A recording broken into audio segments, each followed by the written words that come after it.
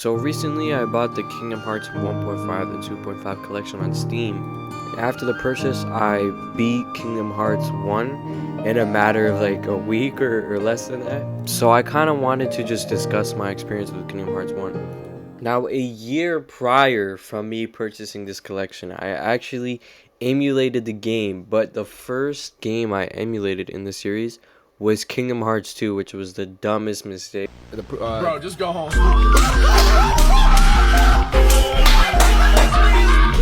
But before I even played Kingdom Hearts 2, I did watch like a recap on Kingdom Hearts 1. But I should have just played the game. Like, I don't know why I did that, if I'm being honest. And the worst part is I got like 10 hours through Kingdom Hearts 2 before I even touched Kingdom Hearts 1. But thankfully, I kind of like forgot most of the Kingdom Hearts 2 like playthrough. So I'm just going through the game like blindly now. But that's besides the point. Let me just move on with the story. Now, as soon as I touched Kingdom Hearts 1, I noticed that it felt very different compared to the other games in the series. And the more I play through the games, I'm probably gonna feel like this is the most underrated game in the series, if I'm being honest. Or I kind of feel like that right now, at least.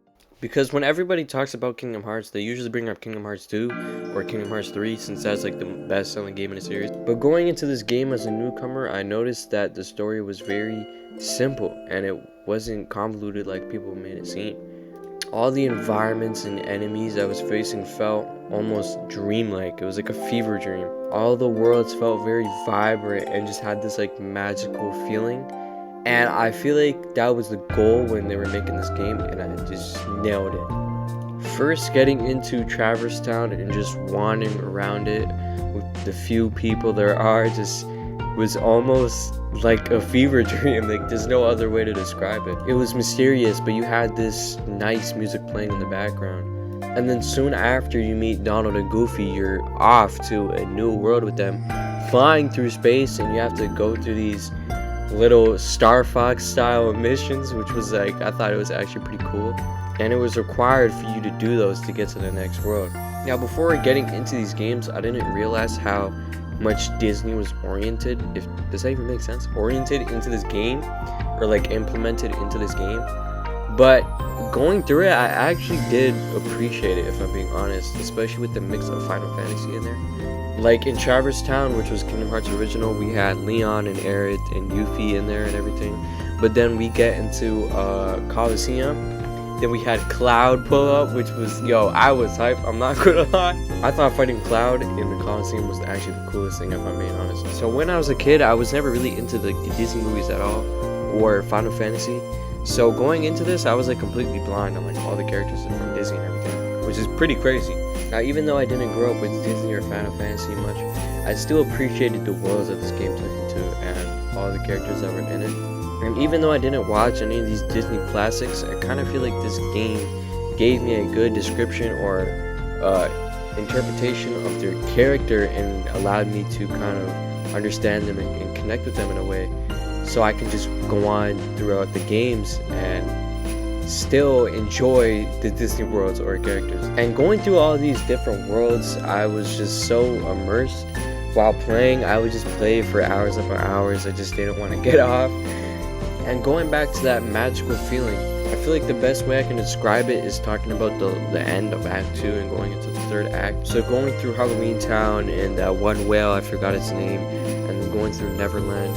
Finding Riku through that one whale, like finding the Heartless in there, that environment was just very like dream-like. And then basically closing off the second act of the game with flying on a clock tower in Neverland. I thought, it's like flying. It was like, it felt different, and it's a small world. You can't really fly anywhere, but I just thought it was so cool just being in that environment and the way this game executed it. And then finally, Hollow Bastion, that world was so hard, but I thought it was like the coolest world in the game. When you first land at Hollow Bastion, you see the Beast, which is, I thought it was so confusing, but you also see Riku and Kairi, and then just being in like the waterfall with ice in, like, it made no sense, but again, it was so cool. And then climbing through the whole castle to try and find Riku, and then finding out it's like Ansem, because Riku like fell to the darkness. But another thing I felt like played into this dreamlike kind of state, believe it or not, was the combat. The combat in this game and the movement is more slower, but I do appreciate it. I feel like it works well in this game. You're using magic a lot more, as it feels more of like an essential instead of just like a backup thing you could use. But you still also get these different abilities like the Sonic Blade, which actually helped me a lot in the final boss fights. And also talking about the final boss fights, like these boss fights were so damn hard, but I honestly really enjoyed it. It felt almost like an Elden Ring experience or a Dark Souls game or FunSoft game experience. But yeah, this game was really hard. Like, it was honestly crazy. Getting through those Ansem boss fights and Maleficent, oh my goodness, like, that was ridiculous. But yeah, I kind of wanted to just rant in this video and just kind of talk about this game a little bit. But yeah, I thought it was just a great game. I love this game. I loved it. I'm definitely going to be coming back to this game for sure. Maybe start a new game here and there, just go to my old save file. But not only that, I am going through the other games. I'm not playing Rechain of Memories. I skipped that. I watched all the cutscenes, but I'm actually going through Kingdom Hearts 2 right now. I'm like 10 hours in, so I'm gonna make another video once I'm done that. I'm so excited. I feel like I'm gonna appreciate Kingdom Hearts 2 way more for the story, as it looks like it's getting really good with the whole organization and it's taking itself more seriously. And I feel like the combat, I do like the combat in Kingdom Hearts 2 more. It's way more fast paced, a lot more to do.